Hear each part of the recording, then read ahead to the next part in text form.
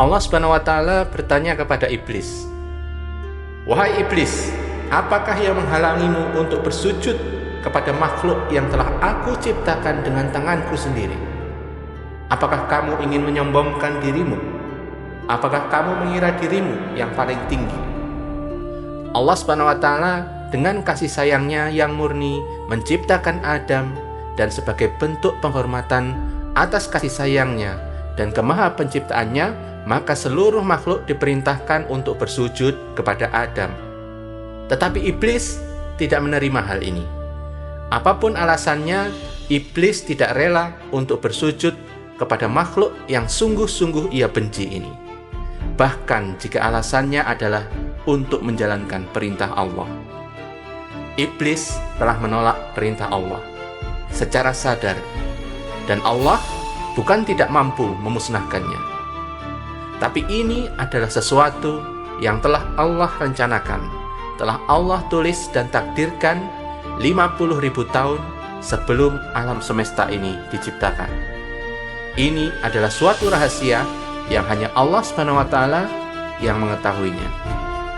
Terkadang kita mempertanyakan, mengapa Allah Subhanahu wa Ta'ala menciptakan kejahatan di dunia ini?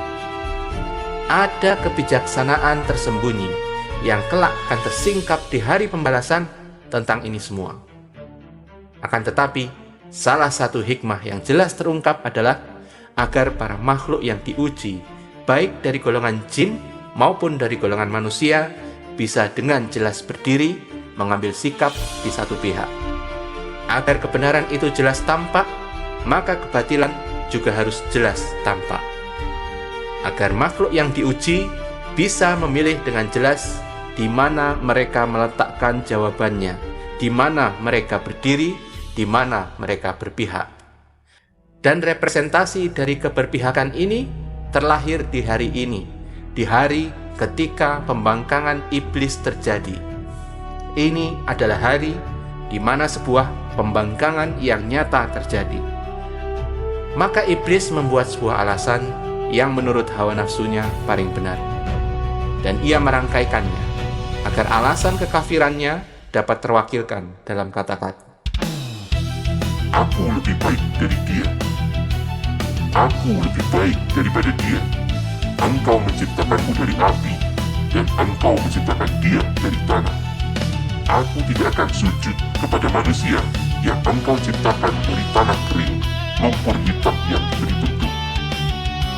Dia berkata demikian karena iblis tahu bahwa kalau ia mengatakan bahwa ini adalah untuk menolak perintah Allah, maka iblis seketika akan musnah. Dia tidak akan diberikan kelonggaran apapun untuk bisa menyalurkan kebenciannya kepada Adam. Iblis merangkai kata-kata menjadi sebuah alasan yang sebenarnya jika direnungkan dengan mendalam adalah sebuah alasan yang dibuat-buat.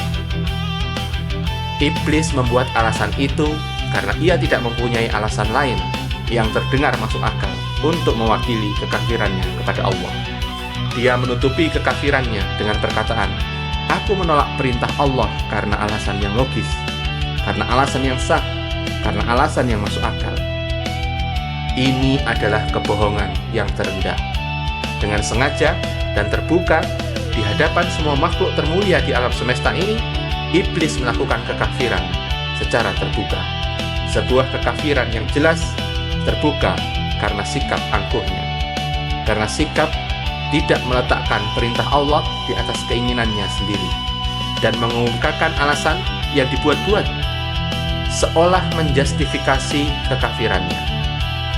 Seandainya iblis mau bertobat, maka Allah pasti memaafkan. Tapi ini telah tertulis dan tersegel rapat di Lauhul Mahfuz, telah menjadi kehendak Allah sejak awal penciptaan bahwa iblis tidak pernah mau dan atas kuasa Allah tidak akan pernah mampu bertaubat. Karena kekafirannya terbuka dan sungguh-sungguh. Iblis sungguh-sungguh menganggap dirinya lebih baik dan lebih tahu apa yang terbaik daripada Allah Subhanahu wa Ta'ala.